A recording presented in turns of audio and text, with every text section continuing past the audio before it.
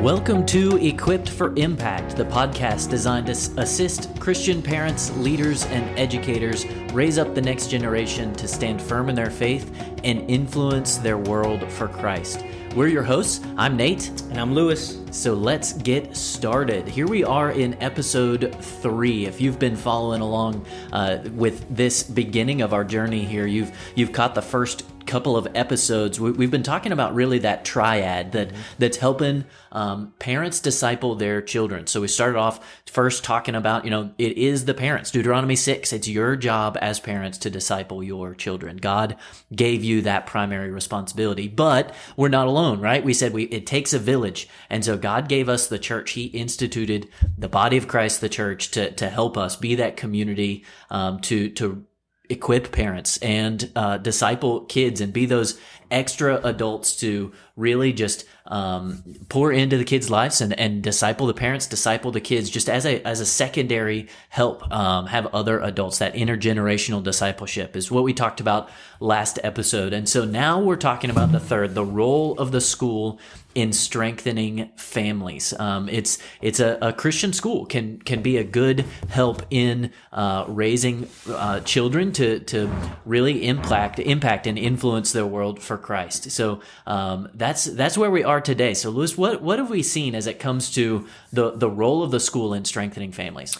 Today, Nate, I'm a big reader, Yep. And anybody that knows me loves that I love quotes. And so today we're going to lean in heavily into a book called Kingdom Education by Glenn Schultz. And so some of our listeners may be familiar with Glenn Schultz, but he is one of the leading advocates of Christian education. He's worked with Lifeway, he's worked with ACSI, and then now he leads a ministry called Kingdom Education Ministries, whose mission is to spread advocacy for Christian education. And so what we're going to focus on today really is just that role of the Christian school. And you might be wondering, well, why? Right? Like, what's the reason? Why is Christian school essential? Why is a Christian education important? Well, according to the Cardis Education Survey and other studies, students who graduate from Christian schools are significantly more likely to remain committed to their faith and participate in religious activities throughout their adult lives compared to their peers who may not attend a Christian school. So what the survey revealed, and this was really interesting, is that Christian school graduates, so if your child graduates from a Christian school, they are twice as likely to be involved in their local church and to serve in leadership roles. And if you listen to our last podcast, you'll remember how important that is, right? Yep. And not only that, but if you graduate from a Christian school, you are more likely to prioritize family, marriage, and also raising your children from a biblical worldview with biblical values. And just, I guess, maybe the cherry on top is that you become more generous and charitable in your giving and serving others in your community. And so Christian schools aren't perfect. There's a lot that can be improved with Christian schools, but I think that the statistics show and the data reinforces that if you want to raise godly children, being in a Christian school helps in that regard. Yeah. And I guess up front, we should admit our bias, right? We both work at a Christian school. Yes, It's true. But we've both been pastors and we're both dads. And so, my kids were going to school here at our school before I was on staff. And we had made that choice as a family to put our kids there for these reasons. And I think you guys have heard us say over and over again, right? You can't outsource discipleship of your children to somebody else, whether it's the church or the school. So I guess when it comes down to it, our first big question, Lewis, is what is it that makes a strong parent-school relationship? So Glenn Schultz in his book says, parents, the responsibility for educating your children has been given to you by God. You may delegate authority, but you can never delegate responsibility. And when I read that for the first time, I was like, wow, Christian schools are there to assist parents, not replace them. And that's important because we live in a world today where the Department of Education, public school systems have been on record for saying that it's their role to educate children and the parent's role to parent children. Well, the two aren't mutually exclusive. I would argue that education is a 24/7, 365-day process, and it doesn't stop at the school, it doesn't stop at the church, and it doesn't stop at the home. All three work together. And so it's important to understand that public education is not neutral. They are shaping children with a worldview. The difference is that Christian education is upfront about it. We're going to tell you, yes, we are shaping your child's worldview, and we're shaping it from a biblical worldview. Right. And so hopefully that's what you want, right? You want somebody who is going to echo what you're saying. We talked about that with our church, right? Last episode. And last episode, we talked about the church being almost like a lighthouse. As the waves are coming, it's standing firm in truth. And it made me think about another illustration, or a similar illustration. John Stonestreet, in his book, A Practical Guide to Culture, the subtitle is Helping the Next Generation Navigate Today's World. And it's written, John Stonestreet is president of the Colson Center for a Christian Worldview. And he wrote this book, and they go through a bunch of different ideas and topics, and it's a great. I'd recommend that resource to you guys as parents. But he uses the illustration of the difference between the waves and the current. Right? You think about being at the ocean, and the first thing you see as you go out in the water, taking your little kid into the ocean, is the waves. They're just coming at you. They're hammering you. They're big, especially if you're a little kid staring at the waves for the first time. But, and they can be dangerous. I remember as a kid getting knocked down and drug underneath, as the waves keep piling over me. But those waves, those would be like the issues in the culture, whether it's the gender issues or, pro-life or issues, whatever it happens to be. Those are the big things that we focus on a lot. Those are like the waves, and they're dangerous. They can knock you down. They can drag you under. But as dangerous, if not even more dangerous, is that underlying current. And that would be more the worldview issues. Like, you think of, where are all of these waves coming from in our culture? All of the big waves, the pro-life or pro-choice, the issues, the underlying current of all of that is the self-focused, self-fulfillment that all of culture wants to shove down our throats. And so that's the underlying current. And you see that if you're in education, your kids are getting a public education, it's that underlying current that is most dangerous in what they're getting, because you're not even recognizing. It's like the rip current pulling you out to sea, and you don't realize it till it's too late. And I think it's important to say that we're not here to bash public education. Absolutely not. Like, I think there are some great people that work in public. In fact, there are great Christian people that I know personally that work in public education. But I think that as an institution, public education as a whole is not neutral. I mean, it is steering in a particular direction, and maybe locally where you live. I mean, here where we live, we may have some great people that are on our school boards, that are serving as administrators in our public schools. But as a whole, public education is not neutral. And everything that Nate just described, I mean, those waves are coming in. Like, I heard a story of a school where a teacher introduced a club that was being used to identify students who struggled with their identity and sexuality. And the club was formed without parents knowing about it. And it wasn't until parents got wind of it that there was a conversation of like, whoa, wait a minute, like, I don't want my kid to be in that club. I was just reading a story on The Lion about a parent in Texas. She's a Texas mother who is looking to pass several bills through the legislature in Texas because there are certain books that are banned from prisons in Texas that are allowed in public schools in Texas. And so she was telling the story of how someone showed her a picture from a book, and the title of the book is called Gender Queer, and it was in her daughter's school library. And so parents, you may not know that those things are there. Some of our teachers and administrators in public schools may not know that it's there, but it's there. And those are those currents that are just slowly pulling your family away. And so what Schultz talks about in his book is that parents and schools must be united in their purpose of raising children to know, love, and serve Christ. And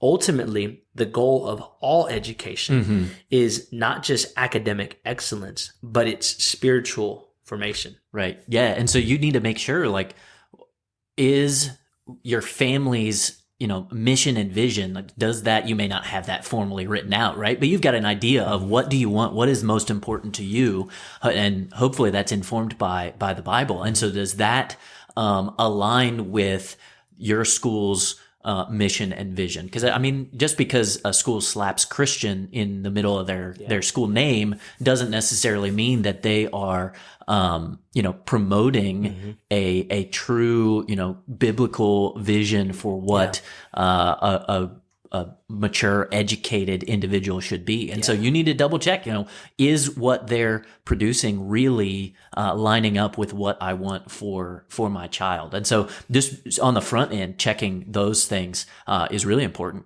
Check out this wild statistic, Nate. Yeah. And Glenn writes about this in his book. He says that between kindergarten and 12th grade, your child will spend approximately 16,000 hours in school. Wow. This is more time than they will spend in any church service. It's more time than they'll spend in any type of structured family devotion time. So if you're doing daily devotions, if you're attending church on Sundays and Wednesdays or small groups or whatever your church does, they're going to spend more time at school than they will in those services and in those devotions with your families. Wow. That's amazing. Just to think about the amount of time, right? Where that what did Schultz say? You can delegate authority, or you can delegate authority, but not responsibility. Yes. Look, I'm messing up the phrase, Yeah. right? And so we're delegating that authority for 16,000 hours. Yeah. And so we better make sure that the people that are speaking into our children's lives really line up with the same things that we're doing as a family. And I don't know how true this is. I read it on the internet, and you know what Abraham Lincoln said about the internet, right? You can believe everything you read on the internet. And so, and I may have even shared this before, but I heard that by the time your children graduate high school, by the time they're 18, you've spent 90% of the time you will ever spend with them in their life. And it's like it blows you away that, like, if you're outsourcing that to a school that's not reinforcing your values at home, like, you're fighting against a losing cause, because they're spending more time at school than they are at church and at home. And so parents, it's almost like you've got to undo the work that's being done in those schools. Man. So, okay. So let's say that we've convinced a parent that they want to be involved, or maybe they're already in a Christian school, or even, homeschool could play into this as well, right? Because there's homeschool co-ops that they come together, and you still have that concept of the intergenerational discipleship happening. Practically, what can a parent do to really strengthen these relationships? So here's number one, and we've said it before, but parents, I want to drive this point home, is you have to avoid the outsourcing mentality. So what Glenn says is that many parents assume that because they send their child to a Christian school, their job is done. But that is a dangerous assumption. See, you have to reinforce biblical teaching at home. And if you've listened to all of the podcasts, listen to this, you know that we've talked about the role of the home, the role of the church, and then now the role of the school. And so parents, if your child is attending a Christian school, you need to actively work with that Christian school rather than take a passive role. Like, you don't drop your child off and say, hey, my job is done here. But no, find ways to support the school's mission, find ways to reinforce the biblical teaching that is happening in the school with what's happening at home, and stay engaged in your child's education. Because here's what we know about education. Children are going to succeed in any environment, regardless of whether it's Christian, public, private, homeschool, when parents are involved in their child's education. And so parents, make sure you're regularly communicating with teachers, make sure that you're attending school events, make sure that you're staying involved. And maybe you're listening to this and you're like, hey, my child doesn't go to a Christian school. Well, this is still applicable to you. Yeah. Like everything I just said, it's probably doubly important if your child isn't attending a Christian school, because you need to know what they're learning. And so stay engaged. Don't outsource their education. Yeah, you can't reinforce what's being taught, assuming it's your child is at a Christian school. You can't reinforce it if you don't know what's being taught, Absolutely. right? So that communication with the teachers, with the principals, and at the school, even just crack open their textbook, hopefully they're bringing their books home, doing homework. Maybe not, but just crack open the books and see what is it that they're learning? What is it that they're seeing? Ask questions. That's been the biggest thing, because just because something's in the textbook doesn't necessarily mean the teacher is teaching it or your child is picking it up, right? So just asking questions of, well, what did the teacher say about this? Or, what did you think about, whatever you're learning, in science, in history, those are the big ones where you see a lot of the worldview issues come up. Not saying it's not in other subjects. It is for sure. But, just asking a lot of questions, I think will help, it'll go a long way. So you're informed and you're able to continue the conversation. And I think that's a great segue into number 2, right? So avoid the outsourcing mentality. But number 2 is recognize the spiritual battle in education. We can't say it enough. There is an enemy that wants the heart, mind, and soul of your child. And the world that we live in is actively shaping children's minds through media, through entertainment, and through all sorts of ideologies, good and bad. And so as Christian parents, when we are working together with a Christian school, we have to be proactive and not reactive. And when it comes to discipleship, we need to be proactive in what we're teaching. And so as we move through this podcast, what you'll find is that we're going to tackle some of these questions. I think in a couple of podcasts, we're going to talk about the digital age. Yep. Right? Phones. Yeah. That's a huge thing. Yes. Yeah. Like, how do you navigate that? But also covering your child and their school in prayer, because prayer is a weapon that we have. John Piper describes prayer as like that walkie-talkie at the front of the battle lines that is back home. I mean, that's the front line that's reaching back home to headquarters so that we can communicate. And so cover your children, your teachers, the leadership of the school, cover it in prayer. As educational leaders, like we would definitely say, please pray for us, pray for your child's teachers, all of that. I love how it's prayer is included there. Like we miss that sometimes, but in, the armor of God there, Ephesians 6, you go through it, helmet of salvation, sword of the spirit, shield of faith, and then it says praying at all times, right? If we're going to stand firm in this battle, prayer is going to be huge. So please, please, please pray for your child's teachers. And I think that goes really well into the third point, right? So not only are we avoiding the outsourcing mentality, not only do we recognize the spiritual battle, but we need to guard against the split influence of education. And parents, this goes to you if your children is not in a Christian school or a Christian homeschool, right? One of the greatest dangers to your child's faith is going to be inconsistent messaging between the home, church, and school. And actually, if your child is at a Christian school, but they aren't being reinforced in the home, like if what they're hearing and being taught at school is not being reinforced in the home or the church, like that's going to affect them too. Like they're going to see like, wait a minute, my parents send me to a Christian school. They talk this big talk about being a Christian, but I'm not seeing it at home. And then on the other side, if your child is learning biblical truth at home in the church, but then is spending 16,000 hours immersed in a secular education 5 days a week for 13 years, they're going to internalize conflicting worldviews and often lead to a compromise or even spiritual drift. Like I remember talking to a dad one time, and this was during COVID when our school saw this big growth. A dad was telling me that what really made it clear to him that his child needed to come to a Christian school is when they were doing the Zoom or the Google Meet and the teacher was talking and lecturing and they were reading something in a class, and then the dad walks by and like stands there and listens to what the teacher's saying. And then when the class is over, the dad's like, you don't believe that, do you? Like that goes against everything we teach at home and at church. And like that was the point for that dad when it was like, okay, like we're doing it at home. Yep. We're doing it at church. Man, we got to do it at school too. Do it at school, because we're fighting a losing battle if we're sending our kids 16,000 hours to a school that's not reinforced. And so the goal ultimately is alignment. Like we've talked about, the home, the church, and the school must all work together in harmony to reinforce God's truth. Yeah, and I think that's even like you talk about how it's opposing worldviews, but you can even have times where you unintentionally do this, right? You you've got your church, and then it's like, okay, church is done. We're going to go on and do something else, and like you leave it there at church. The same thing can happen when you're in a Christian school, right? It's at church, it's at school, it's in Bible class. Like we tell our teachers, this is a little behind the scenes, right? But we tell our teachers, just because you have a devotion to start class or you pray to start class, that doesn't make it a Christian classroom, right? It's got to be fully infused in everything you do. And so that's where that inconsistent messaging comes in. The kids think,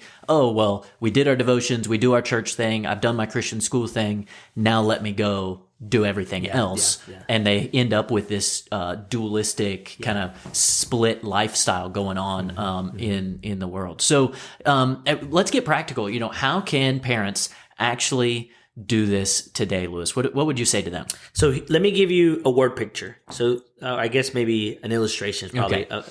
Think of your child's faith as a garden. So when you send them to a Christian school, it's like planting the garden in soil. Now, let me be clear. I'm not a gardener, right? Like I've tried to grow tomatoes and zucchini, and I don't do a great job. But just walk through this one with me. So imagine it's like a garden. You're planting them in the garden. It's fertile soil with plenty of sunlight. However, in order for a garden to be successful, it needs more than just good soil, right? Like you have to give it constant care. And so parents, the way that you give your child constant care in your garden is by watering it regularly. And you do that through intentional conversations, through the discipleship that we've talked about at home. You have to remove the weeds out of the garden. And you do that in your children's life by addressing the worldly influences that are around them.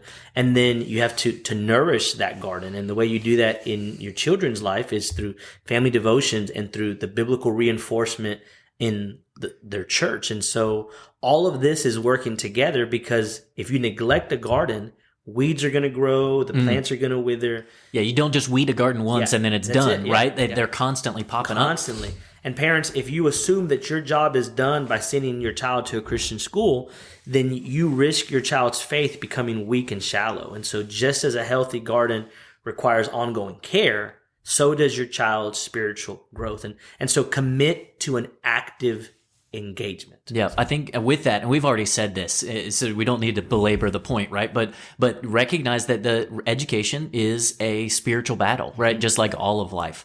And so we've said it before. I'm going to say it again. Please, please, please pray for your kids, pray for your church, pray for your teachers, your principals, everybody, cover your child's school, teachers, coach in prayer, because we really need it. And if we're working together, right, we want to be supporting each other in prayer, and not just reactive to, the dangers that are coming up. It's a spiritual battle. We need to be ready. Because we live in a world that's not just passively waiting, right? Like it's actively shaping our children. In fact, I think it was ChristianPost.com that I read this on. Children today are immersed in media, with studies indicating that they will spend approximately, get this, 32,000 hours consuming media content by the time they turn 18. Wow. And that's on top of the 16,000 hours that they're at school, right? Yeah. When they're getting, hopefully, a Christian education, right? But if they're not, then that's another 16,000 hours that they're being bombarded with a conflicting worldview. So that's a huge responsibility to think about, so that we can, be praying for them. We can be aware of this battle for our kids that's going on. Absolutely.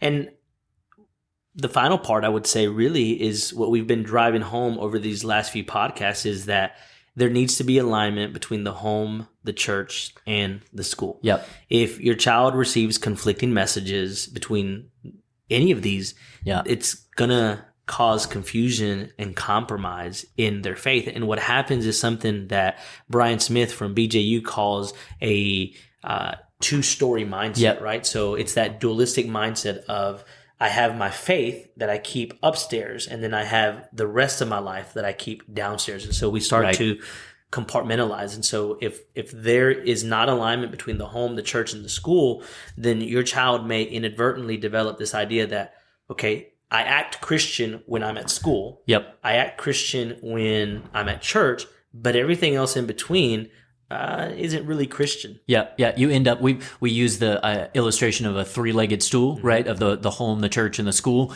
And so if one of those is not aligned with the others, you end up with a wobbly stool, and you might even fall over, right? Which is never good. So we've thrown a lot at you. So Lewis, any final words here as we wrap up this episode? Raising children in today's world, it's no easy task. But we've said it before, you're not alone. God has provided the home, the church, and the Christian school to work together in this mission of raising the next generation. And so your engagement in school, your prayer, your intentional discipleship, all of that is going to shape your child far more than any external influences. Just to quote Dr. Schultz one more time, our children are not just being prepared for a career, they are being prepared for eternity. I heard him speak one time, and he shared this story that really resonated with me, and it's been a thought that has just stayed with me, is when it comes to Christian education, we're not just preparing our children for the next 10 years. We're preparing them for the next 10,000 years. Yep. And when I heard that the first time, I was like, wow. That's incredible. Yeah, it is.